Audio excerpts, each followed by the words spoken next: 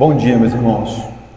Primeiramente, eu que sou muito grato a Deus pela vida dessa igreja, pelos 11 anos dessa igreja, de organização dessa igreja, quanto que essa igreja tem sido bênção na minha vida e na vida da minha família.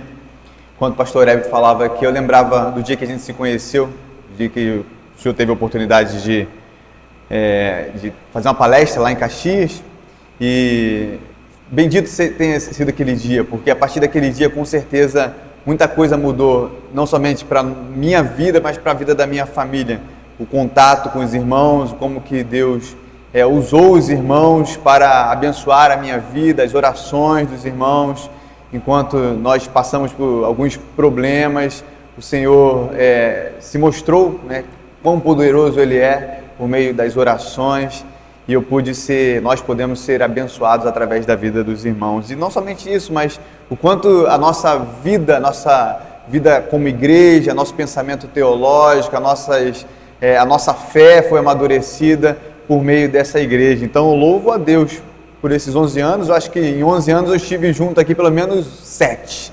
Então eu já tenho talvez um pedacinho ali, alguma coisinha eu já posso levar, um pedacinho desse granito não, mas do piso ali, talvez eu já possa levar, já tem uma parte ali. Deus abençoe a vida de vocês, que Ele conceda, segundo a sua graça, anos na sua presença, onde Ele seja o centro da vida da igreja e o centro da vida das famílias dessa igreja. Louvado seja o Senhor por isso.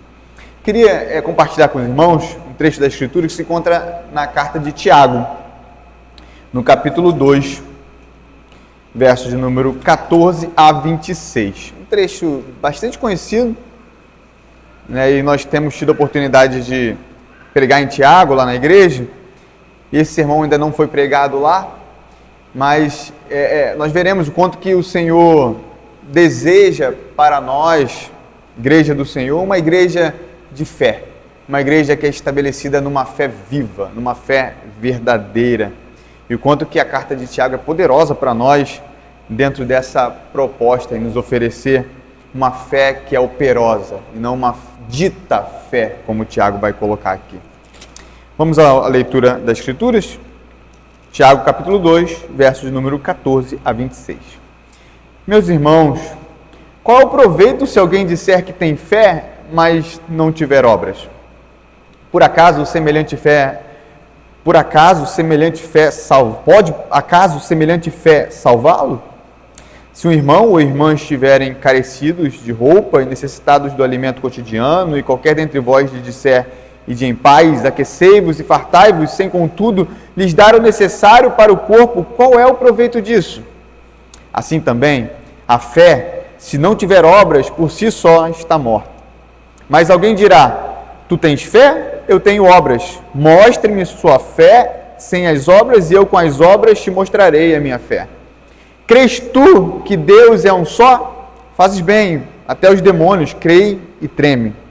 Queres, pois, ficar certo, ó homem sensato, de que a fé sem obras é inoperante? Não foi por obras que Abraão, nosso pai, foi justificado quando ofereceu sobre o altar o próprio filho Isaque? Vês como a fé operava juntamente com as suas obras. Com efeito, foi pelas obras que a fé se consumou. Se cumpriu a Escritura, a qual diz: ora, Abraão creu em Deus e isso lhe foi imputado para a justiça e foi chamado amigo de Deus. Verificais que uma pessoa é justificada por obras e não por fé somente. De igual modo, não foi também justificada por obras a meretriz Raabe, quando acolheu os emissários e os fez partir por outro caminho? Porque assim como o corpo sem espírito é morto, assim também a fé sem obras é morta. Meus queridos irmãos, não sei se vocês já pararam para pensar, depois de tanto tempo desta igreja de organizada, depois de 11 anos dessa igreja de organizada, como que nós podemos então ter a convicção que ao longo desses 11 anos, ou depois desses 11 anos, nós estamos verdadeiramente no caminho do Senhor? Será que nós estamos verdadeiramente na trilha correta, onde o Senhor quer que nós estejamos? Como que nós podemos ter essa certeza? Qual é o crivo que mede o nosso andar e o nosso caminhar, e a certeza de que, a despeito das circunstâncias, a despeito do número do hall de membros, a quantidade de membros que entram e que saem, se nós estamos verdadeiramente no caminho do Senhor. Qual é o crivo? Como nós podemos medir isso? Será que nós temos corrido em vão ou nós estamos verdadeiramente no caminho da salvação? Temos sido cristãos verdadeiros, bons discípulos de Cristo? E é interessante porque é essa pergunta que Tiago está buscando responder na sua carta. Por mais que muitas pessoas vejam um dilema aqui nesse capítulo entre fé e obras, não há uma dicotomia entre fé e obras. Tiago não está tendo essa proposta. Essa não é a proposta de Tiago. Ao longo do capítulo 2, Tiago está preocupado em responder apenas uma questão. E não é a distinção entre fé e obras. A proposta dele é o que diferencia uma fé verdadeira de uma fé falsa. O ponto dele não é obras versus fé, ou fé versus obras, mas uma fé com obras versus uma fé sem obras. É o tema central desse capítulo. Quando a gente analisa um contexto mais amplo ainda, que o meio-irmão do nosso Senhor Jesus Cristo, Tiago, está em busca de obter a maturidade cristã. O ponto central de toda a carta de Tiago, que se assemelha muito aos escritos de sabedoria, a escritura sapiencial do Antigo Testamento, é como nós, como igreja do Senhor, podemos nos tornar ainda mais sábios à luz da Escritura e da vontade de Deus. Como seremos mais maduros diante do sofrimento, diante da dor, diante das injustiças, diante da perseguição, de todas as circunstâncias que nos advêm. E Tiago está escrevendo aqui para uma igreja a qual ele era pastor, que devido à perseguição havia se espalhado pelo mundo após a morte de Estevão, um texto bem conhecido de Atos que nós conhecemos bem. E Tiago tem um propósito bem claro em estimulá-los a prosseguir neste caminho. E sobre essa questão da maturidade, Tiago já tinha dito no capítulo 1, na sua primeira perícope, do verso 1 até 19, que essa maturidade viria através do sofrimento enfrentado pela igreja perseguida. Eles não poderiam simplesmente achar que o sofrimento era em vão, mas deveriam ter alegria no sofrimento, porque era no sofrimento que eles se tornariam ainda mais maduros na fé. E essa maturidade, ao longo do capítulo 1, a partir do verso número 22, seria adquirida através da prática da palavra, do não serem simplesmente meros ouvintes da palavra, mas verdadeiros praticantes da palavra. Aqui a ideia de ser meros ouvintes e praticantes, que vai nortear toda a carta de Tiago, inclusive quando ele vai falar sobre uma fé operosa, uma fé verdadeira e uma fé falsa. E quando ele começa a falar sobre isso, ele vai dar então conselhos práticos, ou ele vai tratar isso de forma mais prática ao longo da carta, e vai desenvolver isso. Tanto é que no capítulo 2, a partir do primeiro verso, ele vai falar sobre como a igreja deve amar uns aos outros, obedecendo ao mandamento do Senhor, fazendo isso sem acepção de pessoas, sem tratar uns aos outros como uma espécie de favoritismo. O ponto de Tiago é que a fé, ou o fato deles ouvirem a palavra, guardarem a palavra no seu coração, deveria reverter numa vida de amor uns aos outros, sem favoritismo, sem acepção de pessoas. Uma fé verdadeira que pratica a verdadeira religião. Uma obediência aos mandamentos do Senhor. E agora, Tiago aprofunda ainda mais a questão e a discussão sobre o crer e praticar, e passa a mostrar como nós podemos ter a certeza de que de fato somos crentes, e a certeza que de fato, embora estejamos passando por sofrimentos, tribulações, perseguições, o espalhamento pelo mundo, andando em terras como peregrinos, a despeito disso podemos ter a segurança de que estamos no caminho do Senhor. O ponto de Tiago é isso. O que Tiago vai colocar aqui, ao usar, por exemplo, o termo justificação, num sentido diferente do que Paulo vai colocar, nós veremos um pouco mais à frente, né? Paulo usa isso aí no sentido mais forense. Tiago vai falar sobre uma fé verdadeira e como essa fé deixa claro por meio das suas obras que de fato nós somos discípulos de Cristo. Isso é muito importante, meus irmãos, porque os cristãos para os quais Tiago estava escrevendo necessitavam ser encorajados na fé, a prosseguirem no caminho, assim como nós necessitamos ser encorajados diante do sofrimento, da tribulação, das adversidades. E a estrutura aqui do texto, do verso número 14 a 17, Tiago está tratando do tema, pontuando que é inútil afirmar que ter fé sem obras, ou é inútil afirmar que você tem fé sem obras, pois palavras sem ações, no pensamento de Tiago, no pensamento bíblico, não tem valor algum. Verso 18 e 19, ele vai dizer que não adianta apenas crer em algo, ou professar fé em algo, porque isso em si mesmo não diz nada. E ao final aqui, versos 20 a 25, ele vai mostrar como essas obras transmitem a presença de uma fé verdadeira. O que ele vai mostrar e vai ficar claro através de dois exemplos, por mais que sejam antagônicos, ele vai mostrar que há uma essência, uma similaridade entre a fé de Abraão e a fé de Raabe. Essa estrutura, inclusive, ela vai se apoiar em pontos centrais aqui desse segundo capítulo, que vai mostrar e determinar essa centralidade da natureza da fé. Olha comigo que no verso 17, ele vai falar que assim também a fé, se não tiver obras, por si só está morta. No verso de número 20, ele vai falar que, queres pois ficar certo, um homem insensato, de que a fé sem obras é inoperante. E no verso de número 26, ele vai falar aqui, porque assim como o corpo sem espírito é morto, assim também a fé sem obras é morta.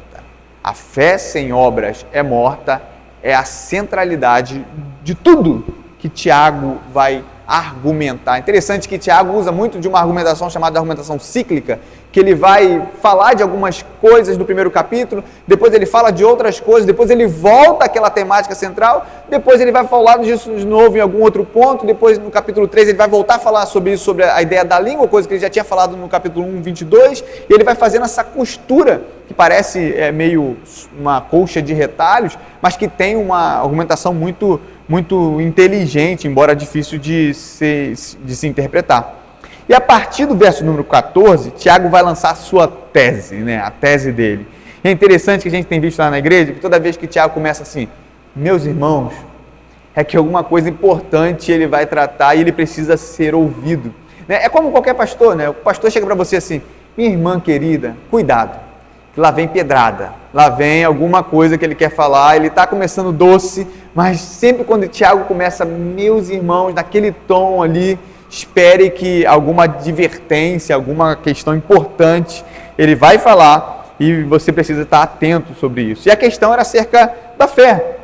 Tiago vai falar aqui no verso número 14, a sua tese, qual é o proveito se alguém disser que tem fé, mas não tiver obras? Pode acaso semelhante fé salvá-lo? O Tiago está falando, há sentido no fato de dizermos que temos fé, porém não temos obras que confirme essa fé verdadeira? Tem sentido isso? Essa propensa fé pode ou poderá nos salvar? Esse é o ponto de Tiago. Vejamos que Tiago não está tratando aqui de uma fé, mas de uma dita fé, de uma pretensa fé, e não de uma fé verdadeira. Ele fala de uma dita, se alguém disser que tem fé. E a resposta para essa pergunta é um sonoro não, é uma pergunta retórica, nós já sabemos a resposta dele. Aqui, Tiago trata, ele monta um diálogo, que alguém poderia até dizer que tem fé, mas essa afirmação não é verdadeira em si mesma, porque não há obras que a testifiquem e comprovem a veracidade dessa fé. E aqui o ponto central de Tiago é que a vida cristã não se reduz a meras profissões de fé. Embora profissões de fé sejam muito importantes. Embora professar a fé de forma verdadeira, de forma correta, de forma concatenada, explicada, inteligível, seja importante, isso, uma mera profissão de fé por si só, não é nada. Tiago está tratando aqui que não basta termos profissão de fé correta que já automaticamente obteremos a salvação, por mais correta que ela seja, por mais fidedigna, por mais ortodoxa, por mais reformada que ela seja. E o ponto central é que a fé não se reduz a pensamentos intelectuais. ela não se reduz a isso. A verdadeira fé, a fé que salva, ela transborda em ações práticas que antes a confirma. É interessante porque Tiago ele joga todas as cartas na mesa, ele não esconde nada. Ele já fala tudo que ele tem que falar de início, e a partir daí ele vai começar a argumentar em cima daquilo que ele já disse. Então se prepara, porque a coisa é isso mesmo. A fé sem obras, ela é morta, a fé não se reduz a meros pensamentos intelectuais, há necessidade de que essa fé seja confirmada por obras que a testifiquem. E aqui eu já paro para trazer um alerta para nós, porque dizer que crê em algo, né, embora seja importante, não basta em si só.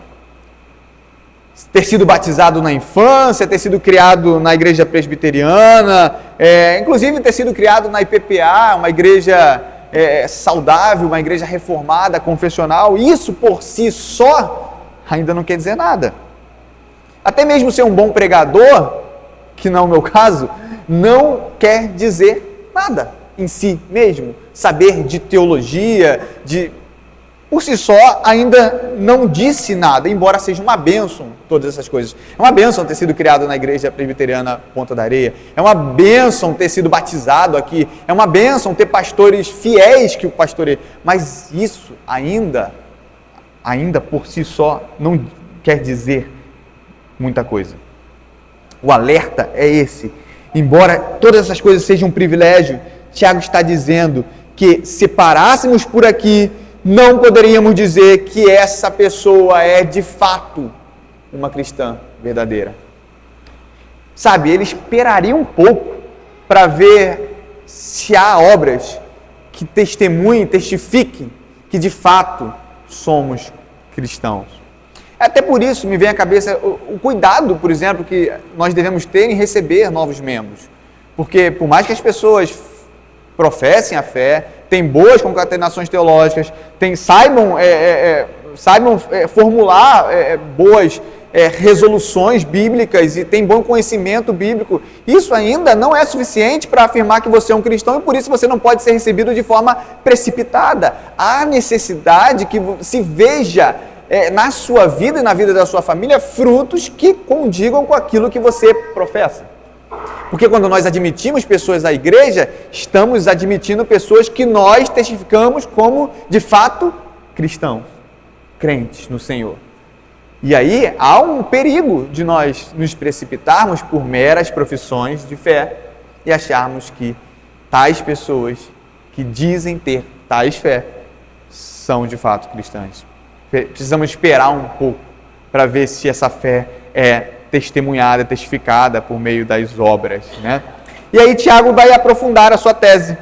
Ele vai argumentar em cima dessa tese inicial, no verso de número 15 e 16, ele vai trazer uma ilustração. Tiago ele é muito bom nessa questão de trazer ilustração, né? Ilustrações para poder pontuar um tema principal. E aí ele vai falar assim, a ilustração dele narra da seguinte forma: se um irmão ou uma irmã estiverem carecidos de roupa e necessitados do alimento cotidiano, e alguém dentre vós lhe disser: ide em paz, aquecei-vos e fartai-vos, sem contudo lhes dar o necessário para o corpo, qual o proveito disso? É interessante porque Tiago, a primeira coisa que ele fala aqui é que essa pessoa que ele está narrando diz respeito a um irmão, alguém da igreja, um irmão em Cristo. Um irmão em Cristo. E aí, Tiago vai falar que essa pessoa está passando por necessidades básicas, que é a questão da vestimenta, né, e do alimento, né? Aqui não há uma necessidade periférica, ou um luxo, ou uma coisa que talvez pudesse esperar um pouco. Há uma necessidade básica, a necessidade de alimento e roupa, né?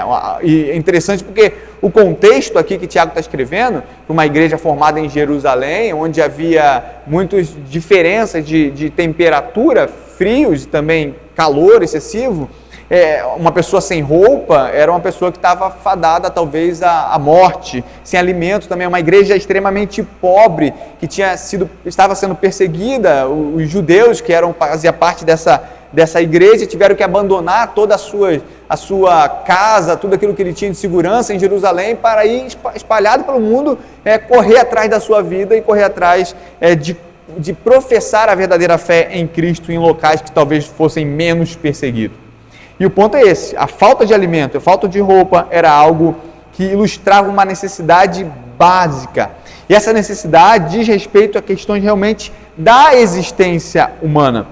E um exemplo aqui muito comum, né, que poderia ser muito palatável aqui aos ouvidos da igreja para a qual Tiago estava escrevendo. E no verso 16, diante dessa demanda de um irmão da igreja, a resposta do interlocutor aqui é uma resposta muito bem elaborada, né? E qualquer dentre vós lhe disser: ide em paz, aquecei-vos e fartai-vos. Você vê que há aqui uma boa elocução, há uma boa fala, uma fala muito bem construída, né? Ela é muito bem elaborada. Ide em paz, ou seja, a paz seja com você, né? Aquecei-vos e fartai-vos. Se o problema é frio, aquecei-vos, né? Esse problema é comida, coma, farte-se então. Só um problema nessa fala. É uma fala bem construída, mas há um problema. E qual o problema? A fala não é acompanhada de ação. É uma mera fala. É interessante porque Tiago também já tinha corrigido quanto à fala sem propósito na sua carta, lá em 1,19, quando ele fala: sabeis essas coisas, meus amados irmãos, todo homem seja pronto para ouvir, tardio para falar e tardio para se irar. O ponto é que a língua, ou então segure a sua língua para ouvir a palavra de Deus e praticar a verdadeira religião. É um ponto tão importante que Tiago vai tratar disso no capítulo 3, dentro daquela ideia cíclica da argumentação, né? E a pergunta aqui, mais uma vez, é uma pergunta retórica que Tiago vai tratar. Contudo, sem lhes dar o necessário para o corpo, qual é o proveito disso? Mais uma pergunta retórica. O proveito é nenhum. Stemack vai comentar esse texto, ele vai dizer que se a fé não está arraigada num coração que crê, então essa fé não passa de uma série de palavras vazias, sem valor algum. Se a fé não está arraigada num coração que crê, a nossa profissão de fé é simplesmente meras palavras vazias que não surte efeito algum. E aqui, isso nos mostra tão claramente, meus irmãos, como, por exemplo, as nossas relações entre a igreja, a comunhão da igreja deve ser tratada e deve ser guiada à luz da palavra. A cultura do apoio mútuo, a cultura do aconselhamento. E muitas vezes, infelizmente, lidamos com problemas na igreja de uma forma muito simplória, simplesmente falando: o irmão traz uma necessidade que é uma necessidade verdadeira, uma necessidade muitas vezes importante, e nós tratamos simplesmente: estarei orando por você, ou farei isso, sim, meu irmão, tenha força, tenha fé. Apenas com palavras, se nós podemos agir de forma contundente com aquele problema, nós estamos sendo meros falantes, mas as nossas palavras não têm valor algum. É muito importante orar uns pelos outros. Ninguém está falando aqui que você não deve orar, né? Você já deve agir. Não vou orar, vou agir. Não é isso que a gente está falando. O que está falando é que meras palavras por si só, se nós podemos agir em benefício de um irmão da igreja, numa necessidade básica, e nós não o fazemos, as nossas palavras são vazias. As nossas palavras não têm força, não é confirmada através das nossas ações. E esse é o ponto aqui tratado por ele. A cultura do aconselhamento, e às vezes podemos agir de forma prática, mas não o fazemos. Estamos lidando, antes de tudo, com irmãos em Cristo. E ao tratar com irmãos em Cristo, como Paulo fala, né, nós devemos fazer o bem a todos, principalmente aos domésticos da fé. A necessidade de um irmão em Cristo deve estar acima da necessidade de qualquer outra pessoa. Eu vejo muitas igrejas que querem fazer ações sociais, trazer isso, trazer aquilo outro, fazer uma ação para aqueles que estão fora, mas quando as pessoas de dentro procuram a liderança ou procuram os irmãos, parece que há assim um dar de ombros, né? E apenas palavras são lançadas sem a confirmação. E esse é o ponto de Tiago, né? A conclusão disso, no verso 17, né? Assim também a fé, se não tiver obras, por si só está morta. Ele termina aqui o seu primeiro ponto, né? E aí, meus irmãos, inclusive se assemelha aqui ao ensino de Jesus, aquele ensino que ele trata sobre o fato de que a árvore é conhecida pelos seus frutos. Então, aqueles que falam, mas não praticam, serão ditos, né, por Cristo: apartai-vos de mim, pois eu nunca os conheci. Sempre estiveram mortos. O ensino de Tiago lida muito com o ensino de Cristo. Então ele vai trazer muito daquilo que ele aprendeu, embora ainda não crente, mas conviveu com Cristo nas suas falas, nos seus ensinamentos, no Sermão do Monte. E aqui, meus irmãos, um ponto muito interessante e importante para nós. O que determina se a fé de uma igreja é viva, mais uma vez, não é o número do hall de membros, se cresce ou não cresce, né? Existem muitas igrejas que querem trabalhar em torno de uma espécie de tática para trazer mais membros, e aí começa a fazer um monte de estratégias mirabolantes para atrair pessoas, e esquecem de que quem atrai a salvação, a comunidade cristã, é o Espírito Santo, que acrescenta, né, a comunidade, aqueles que vão sendo salvos por meio da sua palavra.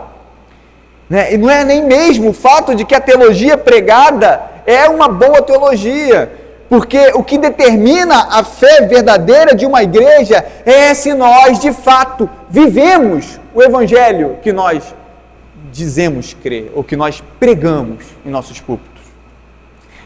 A boa teologia que é pregada dia após dia em nossos púlpitos, é vivida intensamente no meio da igreja. É isso que de fato determina se nós somos uma igreja que temos uma fé verdadeira. Isso é até interessante também, é fácil evidenciar isso, porque quando nós olhamos para um contexto da nossa denominação, por exemplo, nós somos uma denominação confessional em nossos documentos. Olhe para o seu manual presbiteriano, você vai ver que o manual presbiteriano é confessional.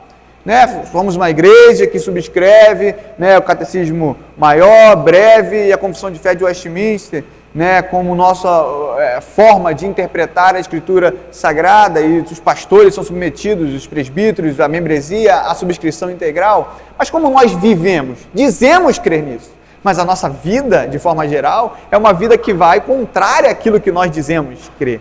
Há algum proveito nisso? Com certeza não. Porque o que confirma a veracidade de um documento, de uma profissão de fé, é o quanto nós praticamos. A prática de uma fé é que vai evidenciar se estamos de fato vivos ou mortos, se somos uma igreja saudável ou doente. É o Evangelho, ele tem guiado o perdão praticado na igreja, o Evangelho que nós pregamos tem guiado a paciência dos irmãos em agir com os mais fracos, o Evangelho que nós pregamos guia o amor ao Senhor e ao culto público, o Evangelho que nós pregamos, ou nós dizemos crer, guia a devoção familiar e a nossa vida em família. É esse o ponto. O que Tiago está dizendo é que se ouvirmos os melhores sermões deste mundo e fizermos os melhores cursos de teologia, tivermos o acesso ao suprassumo da teologia confessional puritana, mas não a praticarmos, a nossa fé é morta. É esse o desenvolvimento dele. Olha o que ele fala a partir do verso de número 18, e ele vai trazer aqui um recurso muito comum da literatura do Novo Testamento, a chamada diatribe, quando ele usa uma espécie de conversa fictícia na sua mente para poder gerar uma espécie de debate, e aí ele consegue explicar um ponto de uma forma mais prática. Ele fala assim: mas alguém dirá, tu tens fé e eu tenho obras. Mostra-me essa tua fé sem as obras, e eu com as obras te mostrarei a minha fé. Você vê que ele não está criticando a fé em si, mas a fé que é morta, a fé morta que ele pontuou no verso anterior, a fé sem obras. Ele diz: mostre-me sua fé sem obras, e eu com obras mostrarei o quê? A minha fé. Tiago está escrevendo para uma igreja que está lidando mal com passagens, que provavelmente passagens de Gálatas, que tinha sido escrito anteriormente, onde Paulo vai dizer que ninguém será justificado pela lei, pois o justo viverá pela fé. E segundo alguns teólogos, né, o fato de Gálatas ter sido escrito primeiro, parece que esse ensino tinha feito um mal à igreja no sentido da má interpretação daquilo que Paulo havia dito. Havia ali uma espécie de vida por aquilo que é chamado de graça barata, sabe? Se o Senhor me justificou pela fé, então eu posso viver da maneira que eu bem desejar. Porque já não importa mais a maneira como eu vivo, porque eu já estou justificado pela fé e não mais pelas obras da lei. Né? E é interessante porque não tinha entendido que enquanto Tiago escreve para uma igreja que enxerga mal a ideia da justificação pela fé, Paulo escreve para igrejas que tentavam inserir a prática judaica como requisito para a justificação e para a salvação. E esse é o ponto aqui, porque Paulo enfatiza o aspecto da salvação pelas obras, pela fé somente, e Tiago traz uma outra faceta de que a justificação também é pelas obras, no sentido da fé que evidencia as obras. São as duas faces da mesma moeda. E no verso de número 19, Tiago vai argumentar agora, mostrando que crer por crer, até os demônios fazem. E não somente fazem. Olha como é que ele coloca aqui o argumento. Crês tu que Deus é um só? Faze bem. Até os demônios creem e tremem. Essa crês tu que Deus é um só é a chamada Shema Israel, né? Que é justamente a ideia que eles falavam o tempo todo, recitavam diariamente, que era a concatenação de que havia somente um Deus. Deuteronômio capítulo 6, verso 4. Ouve, ó Israel, o Senhor nosso Deus é o único Senhor. E ele coloca isso porque ele está falando para uma igreja formada basicamente por judeus convertidos. Eles sabiam muito bem que aquela frase, aquela afirmação era muito importante. E principalmente, meus irmãos, tratamos de um contexto muito politeísta, onde havia vários deuses. Entender e professar a fé num Deus somente era algo muito importante e não tão comum num contexto europeu ali daquele século, num contexto da Ásia Menor. Não era tão comum diante das igrejas, das cidades que eram politeístas, que criam em vários deuses. Isso era algo muito importante. Porém, isso, mais uma vez, por si só, não diz nada. É interessante que ele fala, crê assim, faze bem. Mas isso aí até os demônios fazem melhor que muitos de vocês. Porque os demônios não têm dificuldade alguma em crer. Nenhuma dificuldade. Eles não têm problema de interpretação, não tem problema nada disso. Eles sabem exatamente quem nosso Deus é. Se você reparar no ministério de Jesus Cristo, quem são os primeiros a reconhecer a messianidade de Cristo? São os demônios. Eles se curvam ao Senhor. Mas não somente eles têm a crença correta, eles também tremem diante do juízo vindouro. Isso, meus irmãos, é um alerta, porque muitos cristãos, embora digam crer, e creem, fazem formulações de forma verdadeira, muitas vezes vivem no pecado, vivem no adultério, na prostituição, na mentira, e permanecem como se nada tivesse acontecendo. A notícia que Tiago traz é que os demônios, crê melhor que essas pessoas e ainda treme diante do juízo vindouro. O que o Tiago está falando é que demônios são mais crentes que muitos dos ditos crentes. Que loucura, né? Assim, mais uma vez, né? Tiago, quando ele começa com meus irmãos, cuidado, né? Vai vir pancadaria por aí. Porque afinal, além da fé ser falsa, ninguém aqui concorda ou acha que um demônio será salvo porque ele crê corretamente, né? Vamos colocar aqui os pingos nos i. Mas mesmo as fés sendo falsas, eles vivem no pecado, os homens vivem no pecado sem nenhum temor do juízo que está por vir, enquanto os demônios tremem diante do juízo de Deus. Há uma mudança no seu ânimo, uma mudança externa que muitas vezes não é nem provocada em muitos dos cristãos. As suas emoções não afetam. E aí, a partir do verso número 20, Tiago vai dar a sua última argumentação do porquê a fé sem obras é morta. Olha como é que ele começa, né? Eu acho que ele está ficando nervoso, porque ele vai falar assim, queres, pois, ficar certo, ó homem sensato, de que a fé sem obras é inoperante. Ele começou com meus irmãos, agora ele já está chamando o pessoal de insensato, né? Ele já está ficando, o tom está subindo, é um tom mais firme. É interessante porque esse tom diferente, né, dos meus irmãos, que é predominante aqui na carta, vai mostrar nesse tom mais duro que muitas vezes Deus usará formas duras conosco a fim de nos despertar. Nem sempre Deus vai tratar conosco de uma forma, meus irmãos queridos, meus amados irmãos, com mansidão ali, com tranquilidade, né, escovando a ovelha. Né? O pastor Hebe às vezes vai falar assim, mas tem hora que ele vai falar insensato. E vai ser necessário. Vai ser necessário. Às vezes palavras duras são necessárias para que nós acordemos. Nem sempre a liderança da nossa igreja vai tratar conosco de forma fofinha, sabe? Com um dedinho, cuidado. Que às vezes precisaremos de um chacoalhão para que nós despertemos.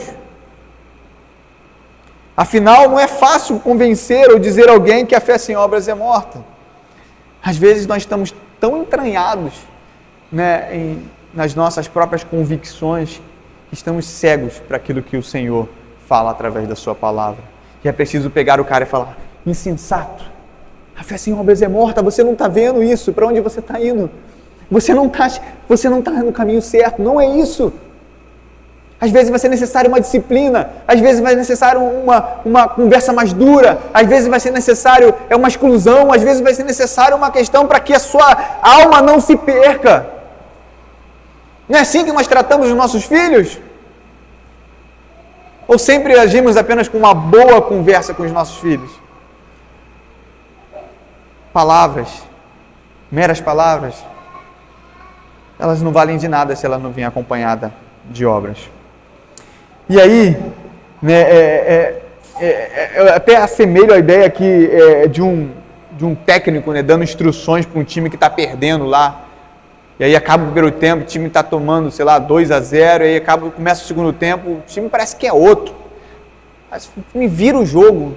Aí você fala, o que esse cara falou no vestiário? Com certeza não foi assim. Meus queridos amigos, está tudo errado. Vamos voltar para lá, vamos consertar a nossa postura. Há necessidade de um tom firme quando mudanças bruscas precisam ser vistas. Há necessidade. Afinal, isso aqui não é uma coisa fútil, é uma coisa que diz respeito à nossa salvação. Né? Não há nada mais importante que isso. E Tiago agora, né, ele vai apelar para as Escrituras, para provar a sua tese inicial, a tese de que a fé sem obras é morta. E ele vai trazer aqui 2 exemplos bíblicos para servirem de apoio para a sua afirmação. O primeiro exemplo é o exemplo de Abraão, que está lá no verso de número 21 a 23. Ele vai falar assim, não foi por obras que Abraão, nosso pai, foi justificado quando ofereceu sobre o altar o próprio filho, Isaque? Vês como a fé operava juntamente com as suas obras, com efeito foi pelas obras que a fé se consumou. E se cumpriu a escritura, a qual diz, ora, Abraão creu em Deus, e isso lhe foi imputado para justiça, e foi chamado amigo de Deus. É muito óbvio aqui Tiago usar o exemplo de Abraão, né? Porque Abraão é o pai da fé. Né? Então, ele usar o exemplo de Abraão aqui é algo muito trivial. Era certo que ele ia fazer isso. Né? Se você quisesse falar de fé, né, num contexto bíblico, você sempre iria apelar para Abraão. Ele é o exemplo mais óbvio de todos. E qualquer argumentação cairia no patriarca, no pai da fé. Ele é o exemplo de fé entre os judeus e os cristãos.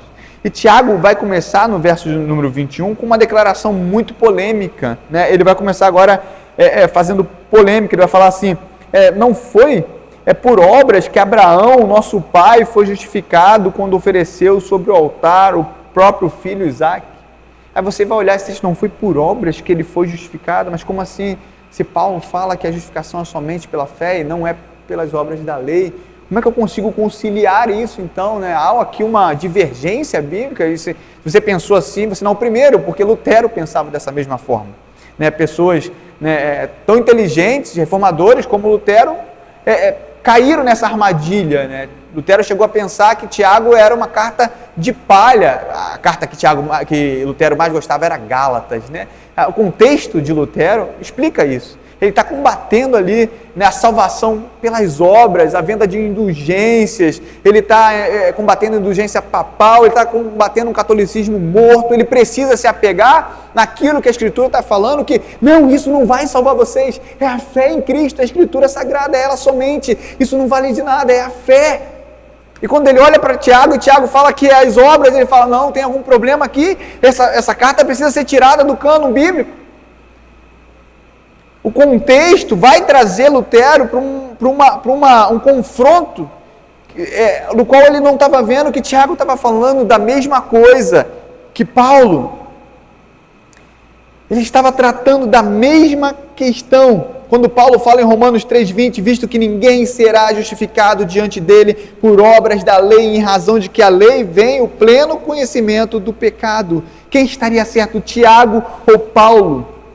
E aí alguns teólogos também cairão nessa armadilha e falarão que há uma tensão entre os autores bíblicos, há um confronto ali. No entanto, não há tensão alguma, meus irmãos, porque ambos estão tratando da fé com olhares distintos, com perspectivas diferentes. Paulo está tratando e combatendo os legalistas, enquanto Tiago fala para quem não entende que a fé deve produzir obras. E aqui há uma diferença no modo como a palavra justificação é tratada, porque Paulo olha dentro de uma espécie forense, como nós falamos lá, como um tribunal onde um juiz declara alguém justo. É um termo legal. Tiago já vai usar o termo justificação em tons mais práticos, em tons visíveis, demonstrativos de uma fé verdadeira. Então Paulo trata do ato de Deus declarar alguém justo. Algo que expressa a conversão de um indivíduo, onde Deus concede arrependimento e fé. Tiago já mostra essa justiça visível a nós. Ou seja, não podemos terminar no momento certo em que a pessoa é declarada justa pela fé, porém, determinar o momento, porém, nós podemos atestar que houve um evento à medida que vemos o seu efeito em frutos de obediência. Você não consegue olhar para o coração de ninguém e falar assim, foi naquele momento que essa pessoa foi declarada justa por Deus. Mas você consegue atestar através de uma vida santa que aquela pessoa foi justificada pelo Senhor. Se analisarmos, nós veremos que Tiago coloca e pontua a justificação de Abraão a partir do evento do sacrifício. Olha aqui que interessante, no verso número 21, não foi por obras que Abraão, nosso pai, foi justificado quando ofereceu sobre o altar o próprio filho Isaque. Tiago está citando Gênesis 22. Mas a Escritura, quando ele fala se cumpriu a Escritura, ao qual diz, ora, Abraão creu em Deus e isso lhe foi imputado para a justiça, é Gênesis 15. Ele traz dois eventos. Gênesis 15 como a justificação legal.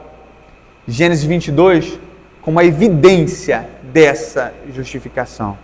E aí, ele cita um outro trecho da Escritura, quando ele fala, então, foi chamado amigo de Deus. Ele faz aqui aqui é 2 Crônicas 47, Isaías 41, 8, Ele foi chamado amigo de Deus. Tiago está falando que a evidência disso, de que Abraão creu para a justiça, se deu em Gênesis 22. Que interessante isso, Ele não contradiz a Escritura em nenhum momento. Na verdade, ele a confirma, mostrando que essa justiça foi dada e foi vista por todas, foi aprovada por Deus em Gênesis 22, quando ele, diante daquela aprovação, ele leva o seu único filho, o filho da promessa, para ser ofertado como sacrifício a Deus. E aí você vê que no verso 24 ele fala, verificais que uma pessoa é justificada por obras e não por fé somente. Verificais, a Escritura diz, e pode ser provado, pode ser observado através de obras, das obras. E Tiago vai usar isso aí como um sinônimo de fé que é demonstrada através de uma vida santa. A fé que foi demonstrada, que foi aprovada pelas obras, ou por meio das obras. E a partir do verso 25 e 26, depois de usar um exemplo óbvio, agora ele vai inovar. Ele vai trazer um exemplo diferentão aqui, porque eles não esperavam esse exemplo, que ele trouxesse esse exemplo. Ele vai falar de igual modo, ou seja, de mesma importância, não foi também justificada por obras a meretriz Raabe, quando acolheu os emissários e os fez partir por outro caminho? Eu imagino os leitores aqui de Tiago falando, não, até Abraão estava indo bem, agora Raabe. Como é que você coloca Raabe no meio dessa conversa?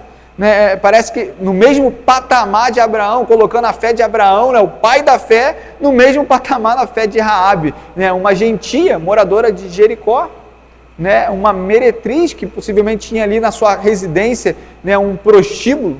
Como é que Tiago tem essa coragem de fazer isso?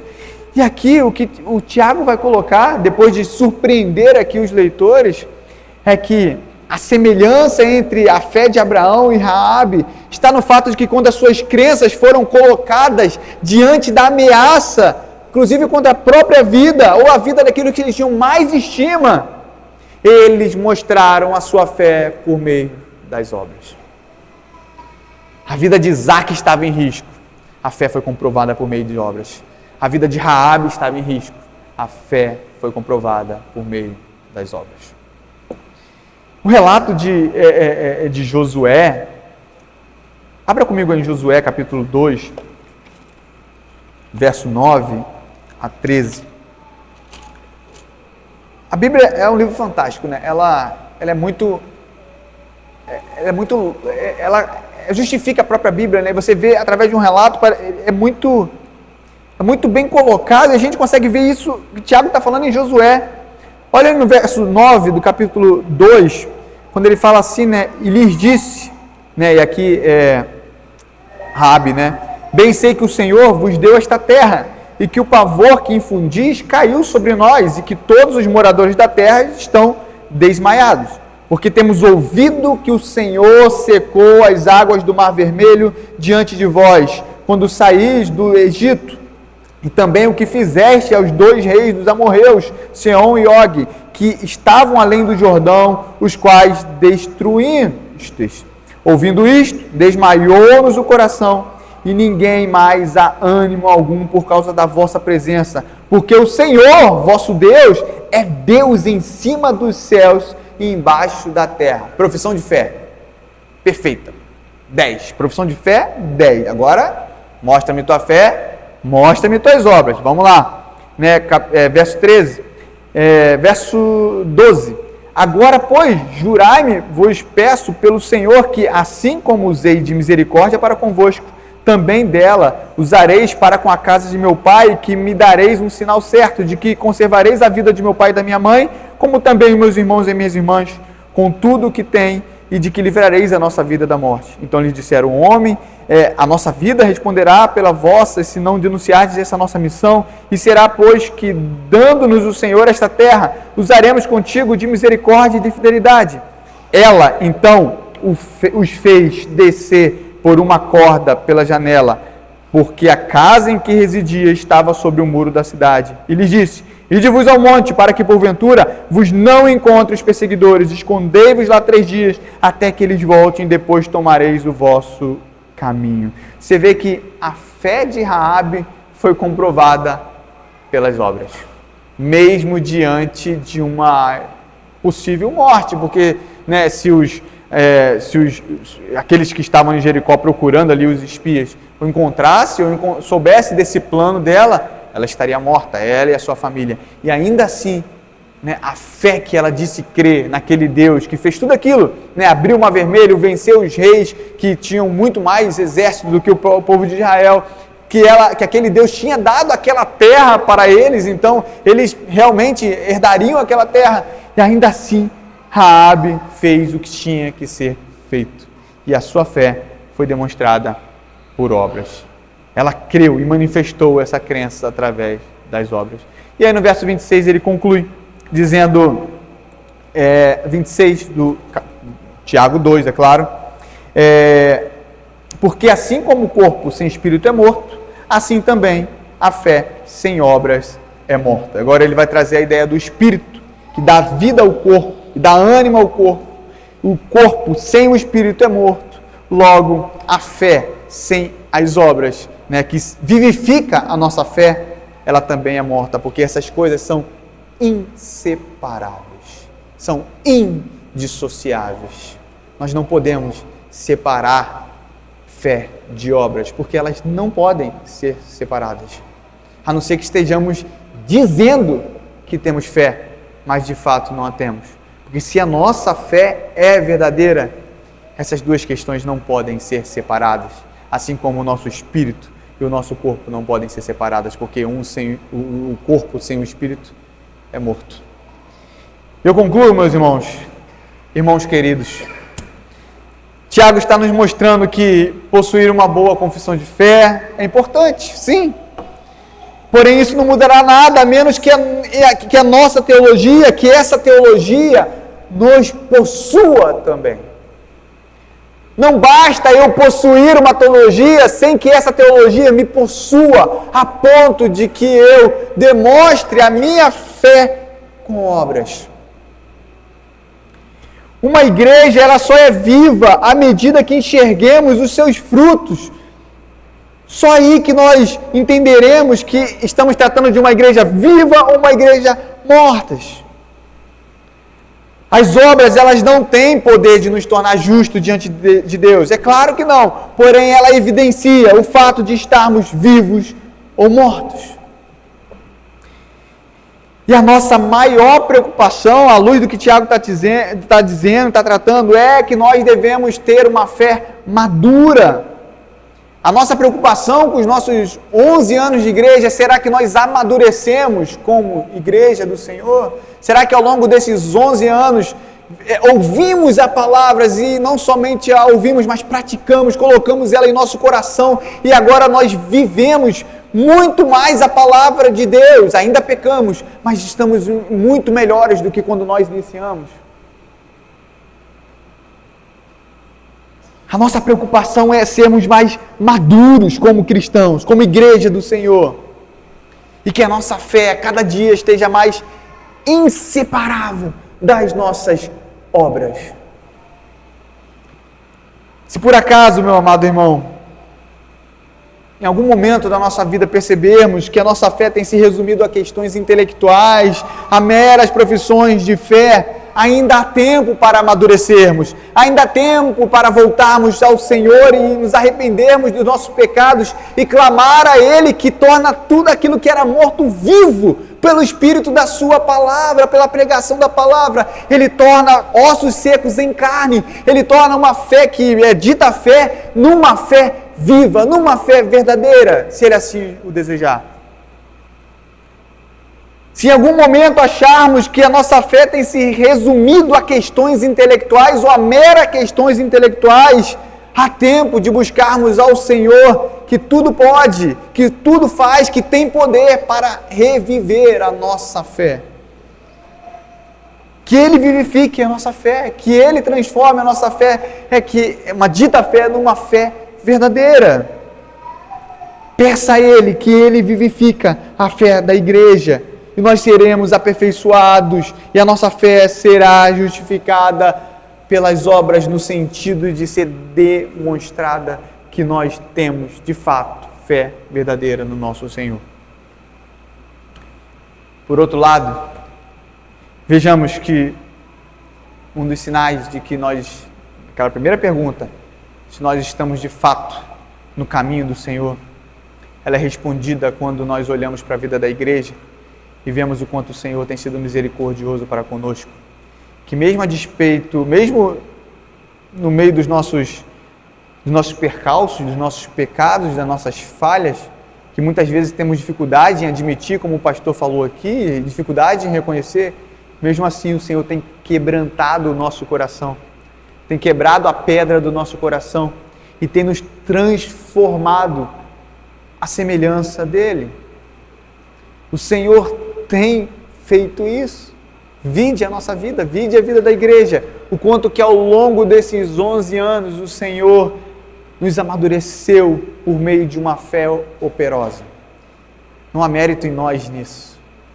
É a graça de Deus abundante em nossas vidas, o seu favor imerecido e a sua promessa que Ele fez a Abraão em juntar um povo para si. Ela vence qualquer coração endurecido que é exposto à palavra de Deus. E o Senhor abre os nossos ouvidos e damos ouvido à sua palavra. E então a sua palavra passa a penetrar os nossos corações e ela vai fazendo um estrago no sentido de quebrar todos os nossos ídolos e nos fazer viver para a sua glória dia após dia. Olhemos para nossas vidas hoje, não com méritos, achamos que somos melhores que outros, mas olhando para a glória de Deus e vendo quando o Senhor tem nos abençoado de forma imerecida, mas de forma tão grande que nós não podemos dimensionar o favor que Ele tem derramado pela sua igreja. Quantos problemas nós passamos? Problemas de perseguição, dificuldade, pessoas que saem e entram na igreja.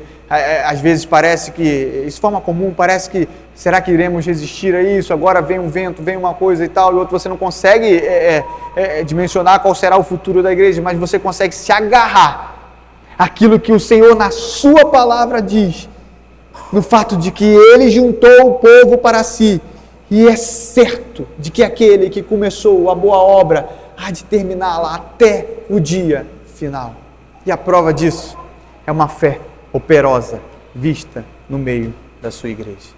Que Deus nos abençoe, meus amados, e que Ele firme os nossos pés na sua palavra, nos dê uma fé robusta na sua palavra, uma fé que é confirmada dia após dia, por meio das obras que Ele mesmo produz por meio de nós. Vamos orar? Senhor, nós te louvamos, ó Pai. Obrigado por esses 11 anos dessa igreja. Igreja que o Senhor mesmo plantou, que o Senhor mesmo escolheu homens, ó Deus.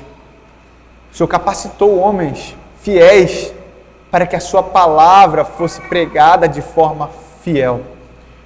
Obrigado, ó Senhor Deus, porque não merecemos tamanha dádiva, não merecemos tamanha bênção, mas aprovou o Senhor por meio dos seus servos, ó Pai, fincar um povo para Ti e para Si.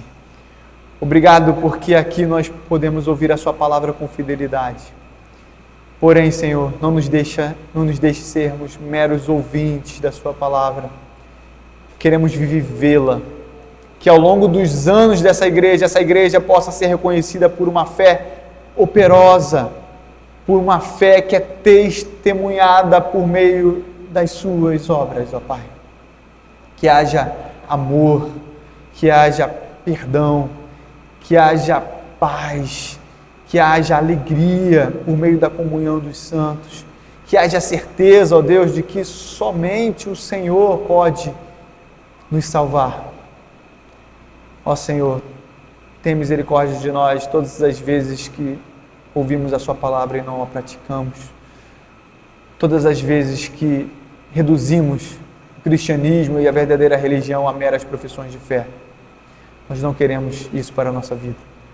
Nós queremos viver verdadeiramente uma fé em nosso Senhor Jesus Cristo. Livra-nos da fé que até mesmo os demônios possuem, mas que a nossa fé seja confirmada, ó Deus, pela Sua palavra em nossas vidas, por meio da transformação frequente que o Senhor faz em nós, quebrando os ídolos do nosso coração e tornando a nossa vida somente para Ti. Esse é o desejo do nosso coração até o dia final. Nós nos alegramos porque o Senhor tem sustentado essa igreja para a glória do Teu santo nome.